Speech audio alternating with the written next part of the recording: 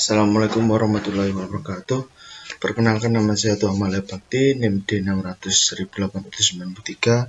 Saya dari program jurusan Teknik Industri Universitas Muhammadiyah Surakarta. Di sini saya akan melakukan post tes praktikum pemrograman ya, modul 1 sampai 4. Nah, sekarang saya ingin membahas modul 1 dulu. Nah, di modul 1 ini kita mempunyai pengertian dari Python. Python adalah bahasa pemrograman, merupakan bahasa pemrograman yang tinggi yang bisa melakukan eksekusi sejumlah instruksi multiguna secara langsung atau interpretatif dengan metode object oriented programming dan juga menggunakan sistem dinamik untuk memberikan tingkat keterbacaan sinteks. Nah, kelebihan Python adalah Python bersifat object oriented programming, mendukung multiplatform dan multisistem, sejumlah library atau pustaka tersedia untuk Python, konstruksi ketika aplikasi berjalan, mempunyai sistem pengelolaan memori yang otomatis. Nah, kekurangannya adalah terlalu lambat. Python terbilang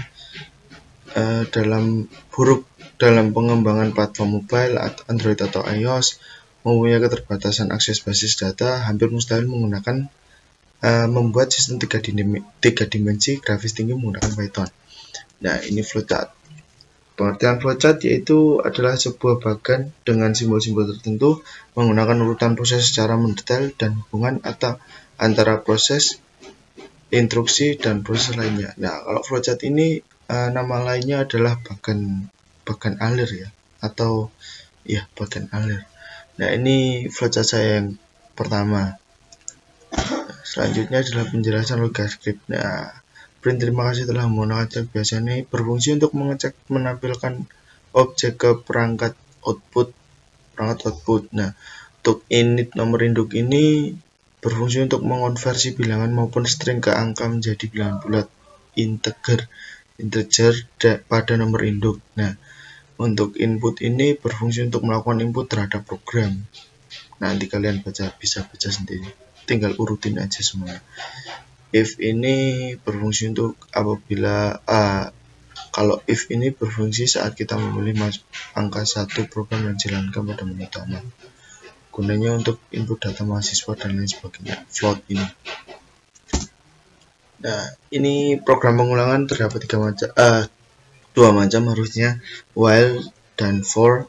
Ya, kalau counter ini adalah variabel. While di sini adalah mengulang program terus menerus kembali ke menu utama, terus menerus tiada habisnya. Kalau sebelum program itu dimatikan. Kalau for di sini berfungsi untuk pengulangan yang sudah ditentukan berapa kali pengulangannya. Nah, kalau counter sendiri adalah sebuah variabel yang menghitung beberapa kali mengulang perulangan pada for. Nah, ada program pengandian juga. Kalau program pengandian itu adalah if, else, elif. Kalau if digunakan dalam satu pilihan, kalau else digunakan dua pilihan, kalau elif digunakan dua pilihan atau lebih. Program ini berjalan apabila kondisinya bernilai true. Nah, itu sekian penjelasan dari saya. Mari ini untuk script yang sudah saya buat, dan yang di samping kiri ini adalah hasil runningnya. Nah, di sini tadi scriptnya sudah saya jelaskan sedikit. Ya, ini while, ini for. Nah, def masuk data. Nah, yang di sini itu fungsinya, def fungsi.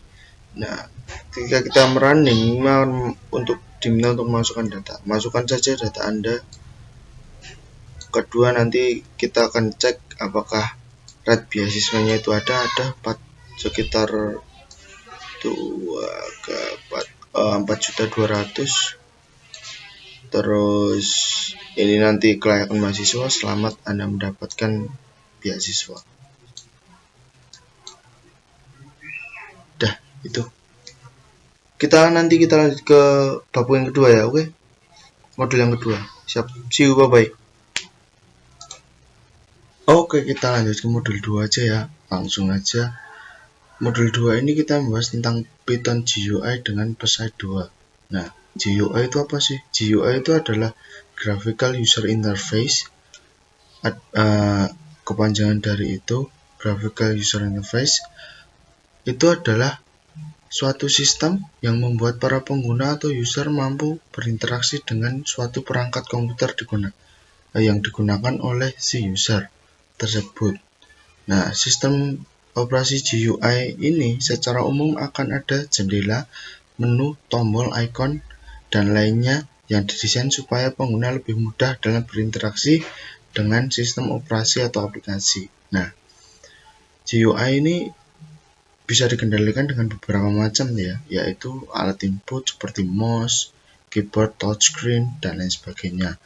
Nah, GUI juga digunakan di perangkat seluler, yaitu pemutaran MP3, pemutaran media portable, perangkat game, dan lain sebagainya.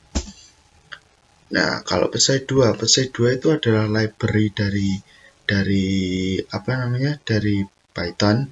Nah, kita bisa memanfaatkan aplikasi GUI dengan membuat Qt framework. Nah, jadi PSI 2 ini kita bisa membuat aplikasi dengan berbasis Qt dengan menggunakan bahasa Python, bukan C++ ya. Kan kita menggunakan aplikasi Python. Nah, untuk versi PSI 2 sendiri itu adalah library Python yang digunakan pada versi 3.5 dan 3.8. Selanjutnya di program saya itu ada program kalkulator, yaitu gaji karyawan. Nah, program ini tujuannya untuk memberitahu hasil gaji karyawan tersebut pada saat dia sudah menjual mobil ke konsumen. Nah, untuk memberi semangat para pegawai atau karyawan, kita dari pihak perusahaan memberi setiap satu penjualan mobil itu 13% dari hasil penjualan tersebut ditambah bonus. Nah, untuk selanjutnya ini flowchartnya yang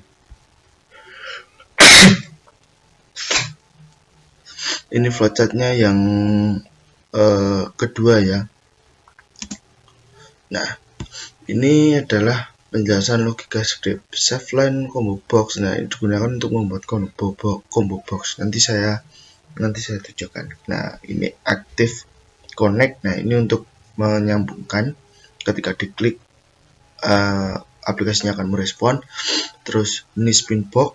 Nanti saya tunjukkan. Ini cuman line 4 read only. str ini digunakan untuk menunjukkan nilai Tesla ini sendiri. Nah, untuk harga unit digunakan untuk menampilkan harga dan lain sebagainya. Nah, kita sekarang menuju ke scriptnya saja. Nah, ini adalah script saya. Nah, ini tadi combo box, ini line edit, spin box, line edit. Nah, ini key labelnya, nama mobil. Nah, ini hasil run-nya. Nah, hasil run-nya kayak gini. Bentar. Nah, ini nama mobil, harga. Nah, ini menggunakan label. Nah, ini save tampilan 1, save tampilan 2. Nah, ini digunakan untuk mengambil dari dev ini kita gunakan supaya menjadi di dalamnya ini. Nah, untuk widget title, nah ini namanya widget title. Nah, ini widgetnya, kotak ini widgetnya. Nah, ini namanya combo box. Ini juga, ini line edit, ini spin box, ini spinnya. Nah, ini cuman line edit juga, cuman untuk set read only. Nah, ini untuk digunakan untuk cuman membaca aja. Nah, sekarang kita coba ya. Total penjualannya 2. Hitung gaji. Nah, 15 juta, sekitar 15 juta. Apabila kita ingin menghapus, nah apakah ini menghapus? Ya. Nah, nanti dia akan kembali lagi seperti semula. Karena apa? Karena di sini kita membuatnya ini mass export no. Ketika kita ingin menghapus, kita diberi pernyataan seperti ini. Apakah ingin menghapus? Kita kembali. Nah, kita kembali ke menu utama. Nah, itu dia penjelasan modul 2 dari saya. Sekian, nanti kita lanjutkan modul 3. Oke? Cek. Assalamualaikum warahmatullahi wabarakatuh. Pada hari ini, ya kita akan melanjutkan tentang penjelasan modul 3 ya. Nah, modul 3 ini adalah apa itu namanya? Web statis dengan Django. Web statis dengan Django. Nah, di sini saya akan menjelaskan tentang bagaimana kita melakukan start project untuk modul 3 ini. Nah, ini kemarin saya masih ada SSA-nya dari project saya, yaitu modul 3. Nah, di CMD itu command prompt ya. Itu kita tulis dan pastikan kalian sudah mendownload di Django dulu. Dan atribut lainnya seperti Python juga. Nah, di CMD kita langsung gunakan The Django Strip Admin Star Project modul 3. Nah, Star Project ini adalah apa itu namanya? Kita membuat project dengan nama modul 3 di C. Data C ya. Nah, setelah kita sudah membuatnya, kita cek ketika HTTP ini muncul, kita copy saja, terus kita masukkan ke browser. Nah, itu. Kita masukkan ke browser dan akan jadinya seperti ini. Nah, ini yang kemarin sudah saya buat. Welcome to Tesla Inc. You want a pre car? Let me show you. Alamat kantor ada di bawahnya dan ini semua atribut-atributnya. Nah, ketika kita ingin membuat kontak atau call us ini atau produk us, kita membuat suatu apps ya. Nah, kalau kita ingin membuat suatu apps berarti kita harus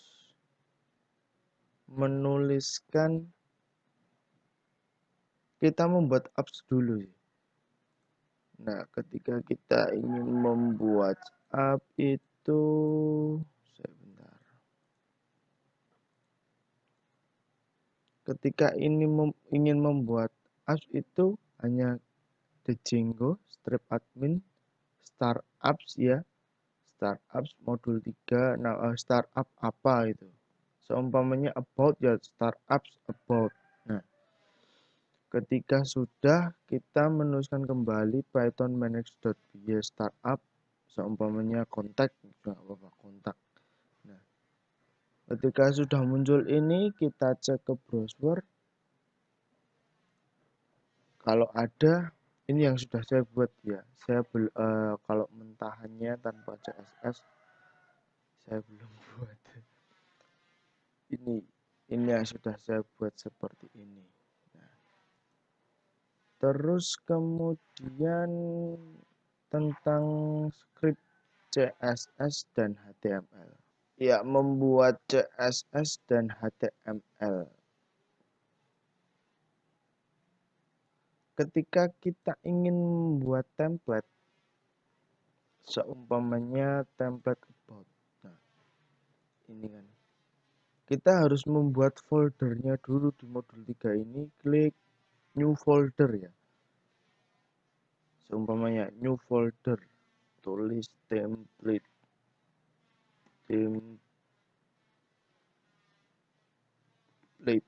ya. Nah, di sini sudah ada template. Di sini sudah ada template, namanya template. Nah, seumpamanya new folder aja, tuh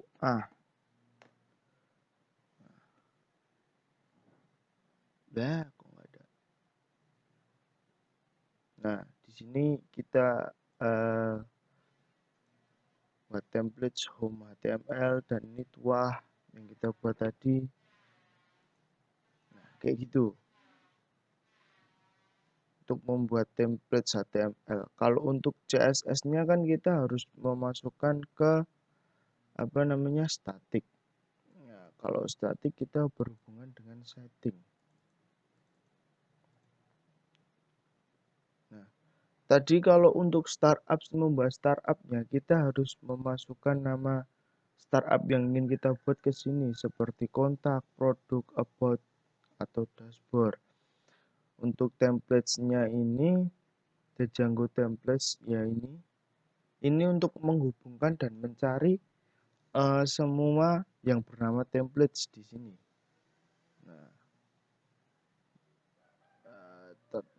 Nah, statik ini adalah folder yang kita buat tadi. Nah, statik ini di sini kegunaannya untuk mencari semua yang bertuliskan statik di sini atau di script.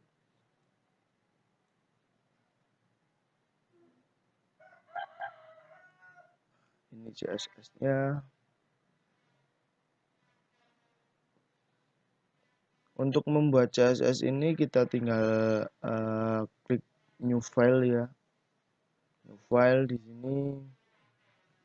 Terus new file kan. Kita buat.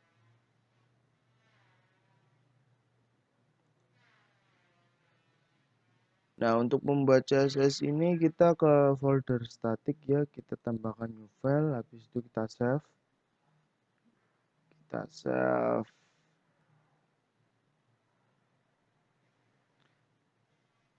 Nah, di sini kan ada alt file, kita ganti ke CSS. Nah, CSS.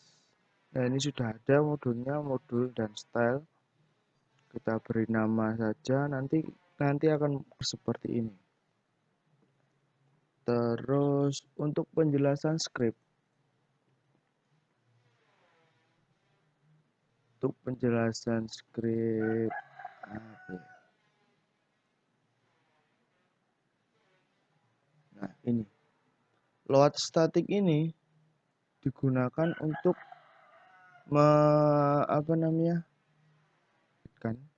atau mengambil dari statik ini kan. Terus doc.html itu digunakan untuk deklarasi HTML-nya. Nah, ini HTML, sama kalau head ini digunakan untuk menuliskan script yang tidak ingin ditunjukkan ke di browsernya. Sekarang kita ke script CSS untuk penjelasan. Nah, background image ini untuk ukurannya, dan URL-nya ini kita menggunakan background-nya seperti ini. Nah, seperti ini. Terus setelah itu background size sama dengan cover itu berarti semuanya. Ini font family Century Gothic digunakan untuk penulisannya. Terus displaynya adalah inline block itu ini.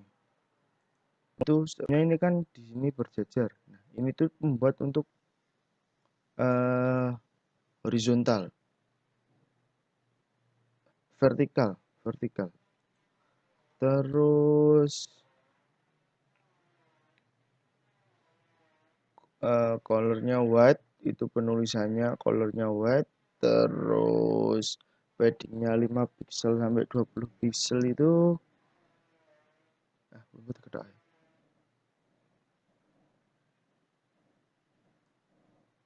nah, untuk yang ini background image linear gradient itu untuk ini,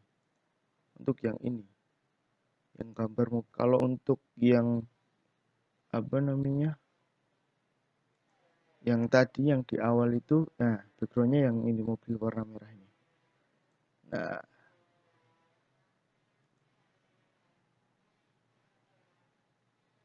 ini untuk penulisan pada tag ini about. Nah, ini tulisannya transition opacity 0,3 second. Nah, ini untuk ini yang kayak begini. Nah, itu kayak gitu. Nah, itu sekian dari penjelasan dari saya. Berhubung ini waktunya juga terbatas, dan nanti kita akan lanjut lagi ke sesi yang keempat. Oke, nanti kita akan lanjut lagi. Sekian, see you nanti lagi. Oke, mantap. Ya, kembali lagi dengan saya. Sekarang kita akan melanjutkan dengan modul 4. Ya, modul 4. Modul 4 itu adalah Django dengan web dinamis. Django itu menggunakan MySQL, SAP, dan database. Nah, pengertian database sendiri adalah kumpulan informasi yang disimpan di dalam komputer secara sistematik sehingga dapat diperiksa menggunakan suatu program komputer untuk memperoleh informasi dari basis data tersebut. Perangkat lunak yang digunakan untuk mengelola dan memanggil query berbasis data disebut sistem manajemen basis data. Data Management System atau DBMS. Sistem basis data ini dipelajari dalam ilmu informasi. Selanjutnya adalah manfaat database dalam perusahaan. Berikut adalah keuntungan penggunaan database. 1. Mengurangi redundansi data yang sama pada beberapa aplikasi yang cukup disimpan sekali saja. 2. Integratif dalam data tersimpan secara kuat, menyangkut keragaman penyajian data, menyeimbangkan kebutuhan, dapat ditentukan prioritas sesuatu operasi, misal antara update dan retrieval. Nah, dan lain sebagainya. Nanti kalian bisa baca sendiri. Nah, untuk selanjutnya adalah proses membuat. Nah, proses selanjutnya adalah membuat datanya ini sendiri. Nah, kita ingin membuat data dari Tesla ini, kita hanya merumuskan kode barang. Kita teruskan sudah ada nol barang, sudah ada juga suppliernya Aston Martin, kuantitasnya 10 unit, harga sekitar 408 juta, kirim. Nah, nanti akan ada. Ini sudah tertambahkan Tesla P250, suppliernya Aston Martin, kuantitasnya 10 unit, harganya 480 juta. Nah, ketika kita ingin mengupdate, kita tinggal pencet update. Nah, ini seumpamanya kita ganti ya. Kita ganti Tesla Corp. Ininya sekitar 8 unit. Nah, ininya PX-nya itu ada 400 D. Nah, kuantitasnya sekitar 540 juta. Kirim. Ketika ini sudah terupdate ya, 400 D Tesla Crop 8 unit. Nah, ini. Ketika kita ingin menghapus, kita tinggal pencet hapus. Nah, sudah terhapus ya data tadi. Nah, otomatis nanti setiap kita ingin menambah data, mereka juga akan muncul. Nah, web dinamis ini dalam perusahaan, dia mempunyai banyak kelebihan dan kekurangannya. Kelebihan dari web dinamis ini adalah kita lebih mudah dalam mengoperasikan sebuah web karena kita tidak langsung menjalankan skrip untuk mengubah tampilan dan lain sebagainya. Tapi untuk kelemahannya ketika kita tidak mengerti tentang penulisan skripnya, kita tentu akan sangat kesulitan untuk